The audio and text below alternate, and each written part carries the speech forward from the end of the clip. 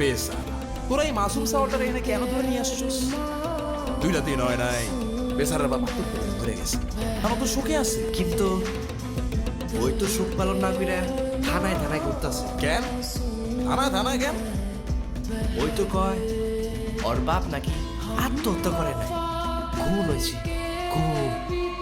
আয় এত ভালো লোকটারে কেন মেরা পারেন? ওই তো বলে আপনি নাকি খুন করছে। আমি খুন করছি? আচ্ছা যা ওই যখন কইছে আমি খুন করছি, কিন্তু কেমনে খুন করছি এটা তো জানি না। কিন্তু তার আগে মারার কারণটা শোন। সাসার কাছে আমি বেশি কিছু চাইনি, চাইছিলাম ছোট্ট একটা ছবি।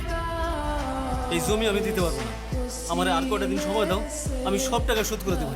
বড় ভাই আপনি টাকার কথা বলে আমার টাকা লাগবে না। আপনার এই জমিটা আমার পছন্দ হয়েছে, আপনার জমিটা আমার দিয়ে দেন। এই জমি চাষ করে আমি আমার ছেলেরে লেখাপড়া শেষ, সে এখন অনেক বড় হয়েছে, আমার জান যাবে, আমি জমি দিতে পারবো না। আমার এলাকায় মৎস্য শিকদারে কেউ না করে না, যদি জমি না দেন তাইলে জানটাই নিয়ে নেব। তুই কারে ভয় দেখাচ্ছ? আজকে তোমার নামে আমি থানা ডায়েরি করবো, আমারে ভয় দেওয়া লাভ নাই, আমি জমি দেবো না। মৎস্য শিকদার করে ভয় পায় না, আপনি যদি জমি না দেন তাইলে আপনার জানটাই দিয়ে দেন। জমির জন্য নিজের জানটাই দিয়ে দেন। শেষ পর্যন্ত ঠিক হইল 3.5 হাত জমির ভিতরে। একটা গল্প শুনবি, রাজার গল্প। রাজা মানে আমার? বল। এক রাজ্যে এক রাজা ছিল, স্বৈরাচার। রাজ্যের সবাই তারে ডাক্তার নরপিশাচ। সে মজা পাইছি, বল। মানুষের উপর জুলুম করাই তার একমাত্র নেশা ছিল। কিন্তু দুঃখের বিষয় কি জানিস?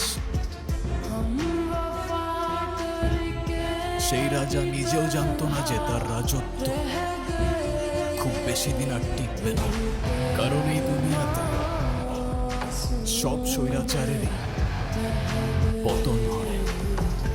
সেই মজা পাইছি। তারপর একদিন সেই রাজার রাজ্যেরই খুব সাধারণ একটা বালক রাজার বিপক্ষে চলে গেল। আর রাজার রাজত্ব চোখের পলকে ধূলিসাৎ হয়ে যায়। ওই কি বাপের চোখে পাগল টাগল হয়ে গেল নাকি রে? তোরা কি অনেক কিছু খাওয়াইছিস রে?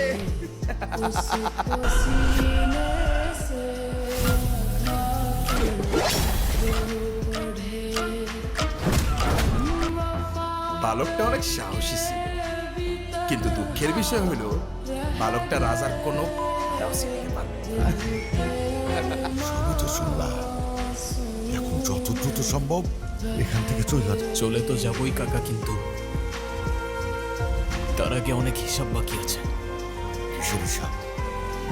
পাপের হিসাব, পাপীর হিসাব, প্রতি ফোঁটা রক্তের হিসাব, আর এই মাটির হিসাব। কি করতে চাইতেছো তুমি?